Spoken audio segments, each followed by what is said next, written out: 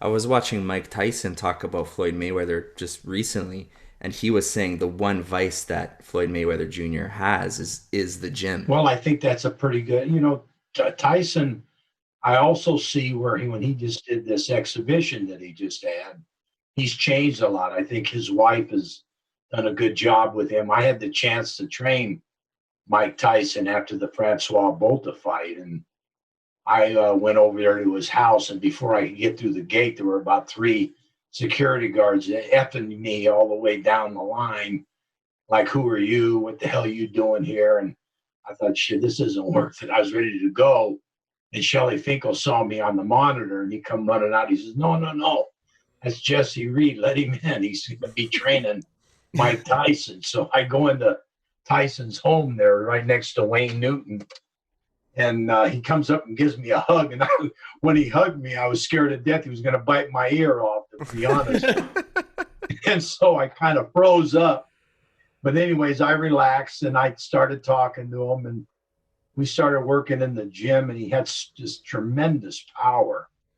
But he was like just relying on power all the time. And I told him, wouldn't it be nice, Mike, to have somebody work with you and tell you some things that could help you and get honest information instead of all this bullshit with this crocodile and all these idiots you got running around here, telling you crap. You need to get rid of these people and listen to your manager and your trainer and your promoter and just have. He said, Jesse, I know they're all jerks, but he says I love them and I want to stay with them. And I said, Mike, I don't think I can help you with that type of a background. I'm the only guy to tell him no, and I walked away. Well, he came back to the Hilton Hotel the next day begging me to come back. And I told him, you get rid of all those hang-oners and crazy people you got around you, and then I will come back. And he didn't. But then I saw him 6 years later at Taco's gym. And he said, Jesse, come here. I'm going to say something to you, and I'm only going to say it once. And I said, what's that? He said, I wish I'd have damn listened to you, he said, And I said, I do too. I could have made a lot of money. But that's my big story with Mike Tyson. But he's a very smart guy.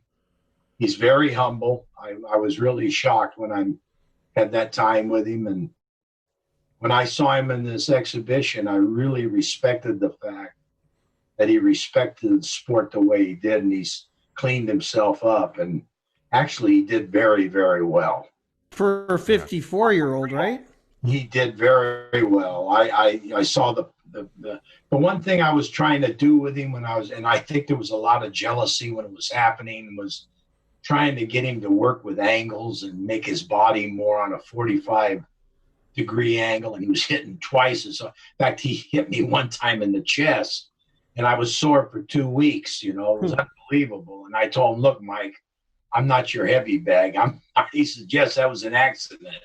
Well, Johnny Tapia heard about it. He was pissed off. When Mike came over, they were close. And when he said, don't you ever hit my coach again, he told him, So I was kind of happy to see Johnny Tapia stand up for me like that.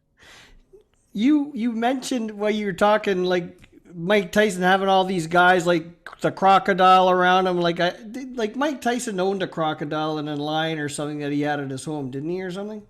Yes. But that wasn't the crocodile you were talking about, was it? No, Crocodile was a fighter. I mean, an ex-fighter, and then he was trying to be his cheerleader, Black Power. And he always had a hat on, I remember, at the gym. And a right? radio, and Yeah. he was getting paid a salary. It was just a waste of money. Yeah. And he was running to the different bars and stuff all the time. And it's funny you say that, because I remember being at the Nevada Partners gym, and he was chumming around there. The crocodile was, and I thought he was just the most comical guy I've ever seen. Believe me, he was a nightmare if you had to try that. He just wanted complete control of Mike.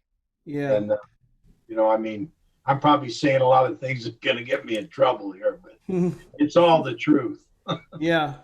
I thought you were going to say you were greeted by 3 lions when you went to visit him. I thought that's where the story was on going. the side of the buildings, you know. I don't think I got that far, that close. I went to the gym. I saw a bunch of cars out there, and I told Mike, I said, geez, I thought there were a lot of people here. He said, oh, no, those are all my cars. He had like $200,000 cars. So I think Floyd Jr.